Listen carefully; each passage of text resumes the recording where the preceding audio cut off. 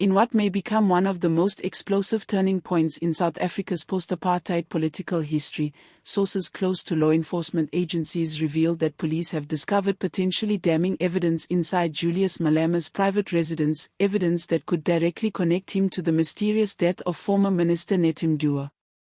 Though the investigation has been kept under intense secrecy, multiple leaks suggest that the high-profile raid on Malema's estate uncovered sensitive documents, encrypted digital files, and physical objects with the potential to redefine the country's political landscape. If these findings withstand judicial scrutiny, Malema could be facing some of the most severe criminal charges possible, charges that might not only end his political career but could even place him behind bars for many years.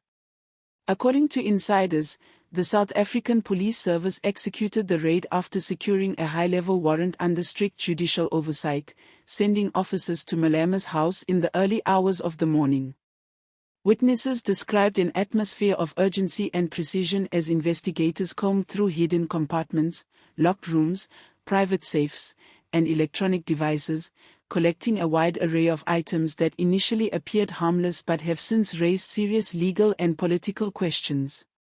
Among the seized materials were encrypted hard drives, USB devices, and laptops believed to contain highly sensitive data, possibly including voice notes, emails, and secure chat logs that could link Malema to key individuals involved in Mthethwa's final known movements.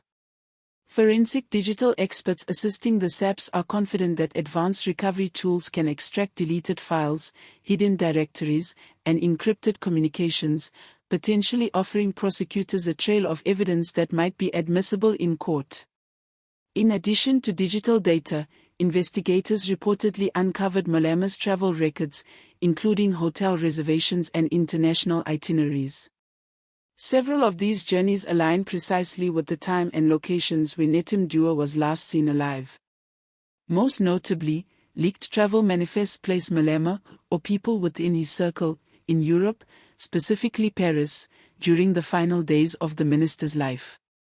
This overlap has fueled speculation that Malema's associates might have crossed paths with Mthethwa shortly before the former minister's death, raising uncomfortable questions about whether their presence in the same city at the same time was sheer coincidence or something far more deliberate.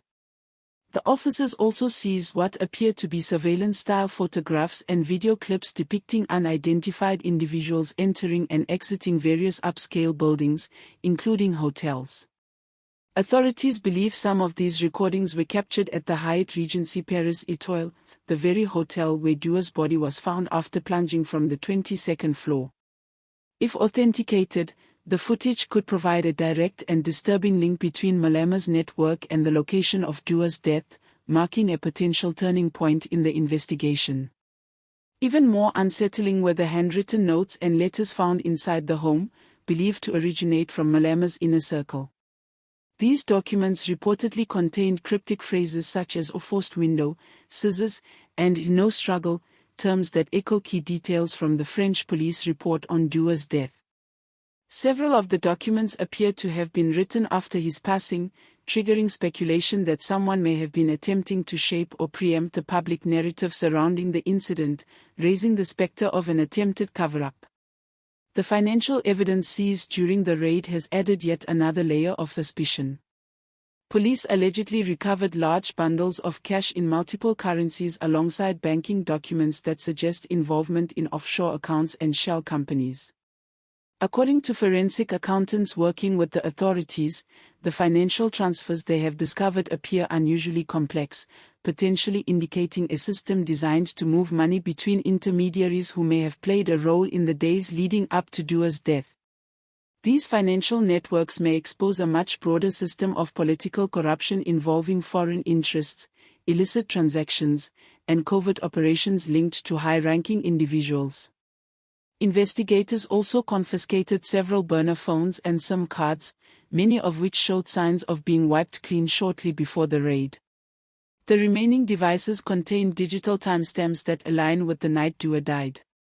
Experts believe that even partial data recovery could reconstruct communication patterns between Mthethwa and possible co-conspirators.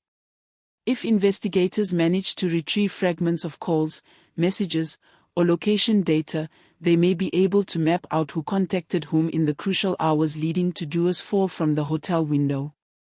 To understand the weight of these discoveries, one must revisit the circumstances surrounding Nathi Mthethwa's death.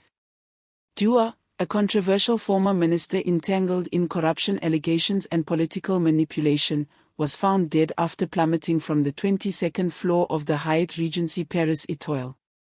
French authorities initially ruled the death a likely suicide, citing a forced window and a pair of scissors found in the hotel room as key indicators. However, despite this official determination, many observers noted the suspicious nature of the evidence and flagged inconsistencies in witness testimonies and surveillance logs. There was always a lingering belief that Dua's death may not have been self-inflicted, especially given his powerful enemies and the political turmoil surrounding his career. Now, with the materials uncovered in Malema's house, these suspicions have resurfaced with renewed intensity. The cryptic notes referencing details from the French investigation suggest at minimum prior knowledge, and at worst, potential involvement by individuals attempting to influence how Dua's death would be interpreted. The overlap in travel itineraries and complicated financial records adds to the growing theory that key actors within Malema's circle may have had contact with individuals who interacted with Dua shortly before his death. Legal analysts warn that while these revelations are deeply unsettling, securing convictions for direct involvement in homicide would require strong forensic proof, credible witnesses, and a verifiable chain of intent. Still, even speculation of this nature has sent shockwaves across the nation and left the political sphere in turmoil. Within the economic freedom fighters, the party Malema represents, insiders report intense internal conflict. Some members believe he should step aside temporarily to protect the party's reputation, while others insist the accusations are a politically motivated attack designed to eliminate a powerful government critic. Opposition parties in parliament, meanwhile, are demanding full transparency and an expanded investigation into the matter. Quietly, within the ruling ANC, rumors circulate of possible strategic gains if Malema is politically weakened or removed from the national stage.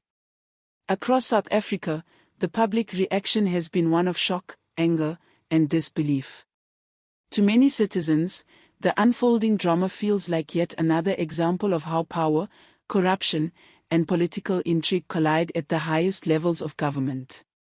Social media platforms have erupted with debate, frustration, and speculation, driving hashtags such as #MalemaRaid, #JusticeForNathi, and #political-cover-up to the top of trending lists. While no major news outlet has independently confirmed the leaked evidence, the combination of digital files, financial anomalies, handwritten notes, and suspicious travel patterns has created a political storm unlike anything South Africa has witnessed in recent years. The SAPS has confirmed publicly that items were seized during the operation but has refused to comment on their relevance to the case.